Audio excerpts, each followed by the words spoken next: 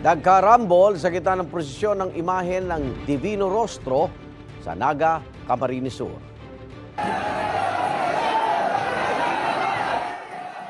Unang nagtulakan ng dalawang lalaki hanggang umabot na ito sa suntukan.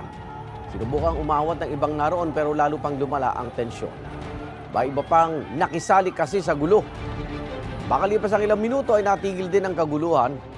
Itong Sabado, ginawang prosesyon kasabay ng pagdiriwang ng ika-100 taon ng canonical coronation ng imahe ng Our Lady of Peña Francia. Ayon sa lokal na pamahalaan, di bababa sa 1.2 milyong deboto o boyadores ang dumalo roon. Tatapos ang prosesyon sa Basilica Minore kung saan naman nagsagawa ng misa.